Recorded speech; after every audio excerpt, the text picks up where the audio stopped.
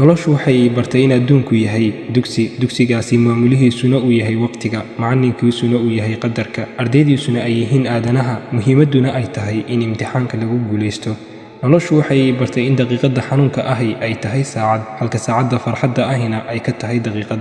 noloshu waxay bartay inaanan guuldarada ka murugoonin, himiladeeduna ahaato iftiin aan kaga gudbi karo guuldarada. noloshu waxay bartay inuu Allah subxaanahu wa tacaala marmarka qaar dadka albaab ka xidho si uu ugu furo mid ka khayr badan, laakiin dadka badankoodu waxa ay sii eegaan albaabkii xidhmay iyagoo moogan kan furmay ee khayrku ugu jiro. noloshu waxay bartay in hadalka wacani uu yahay baasaboorka ugu mudan ee lagu dhex maro qalbiyada aadamaha. noloshu waxay bartay in daqiiqad walba aan moodo tii ugu dambeysay adduunka kuna noolaado iimaan.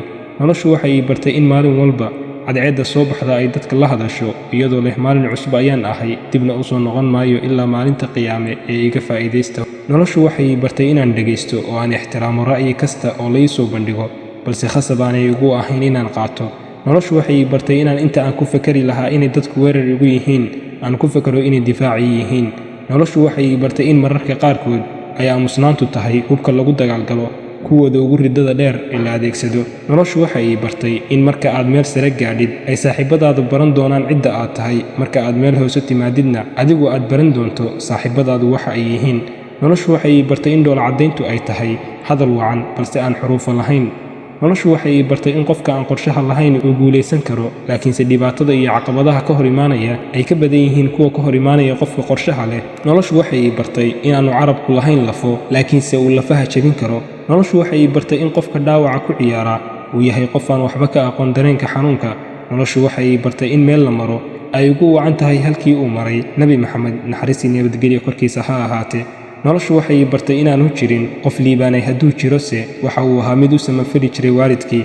noloshu waxay bartay inaanan ku mashquulin waxa aan ahayn hadda, balse aan xoogga saaro inaan ogaado halka aan u socdo iyo meesha aan rabo inaan gaaro. noloshu waxay bartay in furaha koowaad ee khasaaruhu uu yahay inaan isku dayo inaan raaligeliyo shakhsi kasta. waxaan bartay in hubka ugu weyn ee aan u baahnahay uu yahay oo keliya dulqaad iyo waqti hurid marka aan rabo inaan meel hiigsado. waxay bartay inuu farqi u dhexeeyo tijaabinta badan iyo ka quusashadu. waxay bartay inuu damiirku yahay cod kugu dhex nool kuna gaarsiiya yoolkaaga. hantiduna ay tahay sahay fiican, laakiinse ay noqoto saad xun marka ay ku maamusho. waxay bartay adduunka oo aad ka saahiddo inay tahay guul iyo horumar weyn. waxayna i bartay in carabkaygu yahay kanii horseedaya liibaan ama khasaaro aakhiro iyo adduunba. noloshu waxay i bartay inaanan ka quusan gaaridda yoolashayda, iskana dhaga tiro kuwa isku dayaya inay iga leexiyaan waddadayda.